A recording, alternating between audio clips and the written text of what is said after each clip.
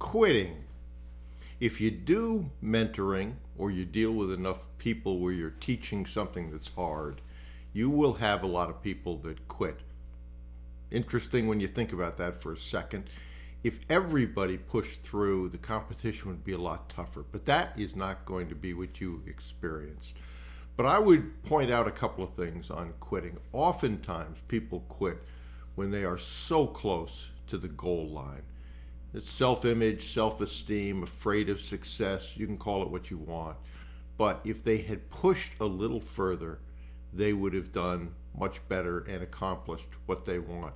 I was thinking this morning, I don't know if I have any mentee who has done a deal, put boards together, et cetera, that didn't have an awful lot of pushback, rejection, failures along the way. It just doesn't happen.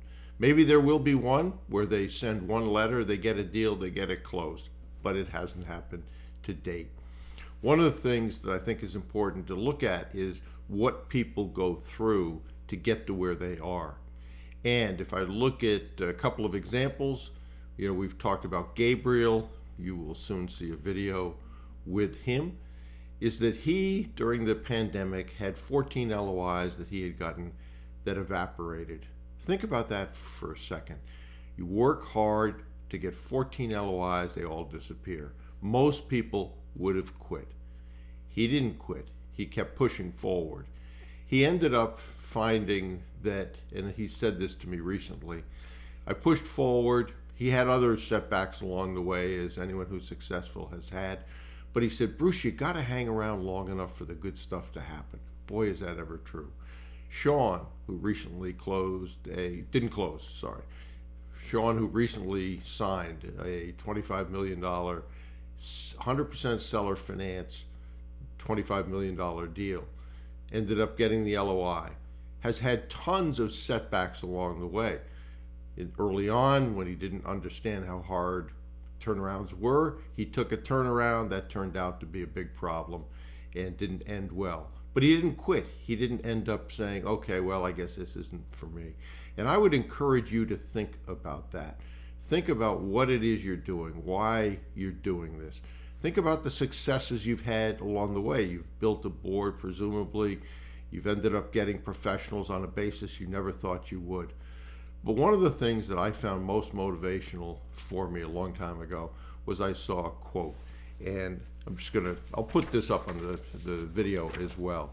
But imagine if hell was having to watch an endless movie of what your life could have been had you put in the work to achieve your dreams. Wow. That to me was very powerful. Watching that video, you could have done this, you could have helped these people, you could have had these companies, et cetera, et cetera. But that doesn't happen if you quit. You have to keep pushing on. You have to realize that you're going to fail your way to success. Surround yourself with people who have been there, done that, so you don't have to learn from your failures. You can have their joint wisdom and experience, which will help you along the way. But yeah, remember those words. You have to hang around long enough for the good stuff to happen. And sometimes it's just persistence and focus and action that gets you there. We've talked about before, back in my property tax days, I called the CFO from Corning 100 times. And it takes a little talent, I know, to call somebody 100 times and not have them totally ghost you and tell you to stop and desist. But that worked out. And on the 100th call, I ended up speaking with that person. They said, okay, you're persistent. Let's take a look at this. And but it took 100. It took 100. I could have quit after 5, 10, 15, 20. And a lot of people really quit before the first follow-up. Follow-up is critically important. And I think it's 92% of sales, something like that, happen after the fourth follow-up. But follow-up is critical. So remember that what you're going through, the failures, the rejections, that's part of the process.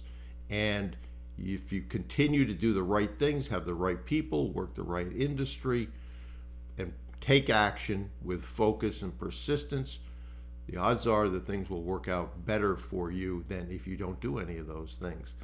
If you wonder how to get started, the conversations, I've had a lot of feedback on how helpful they've been.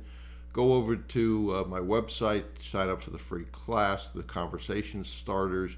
You'll have scripts in there on things to look at and use when you're having your initial conversations, which for a lot of people is scary.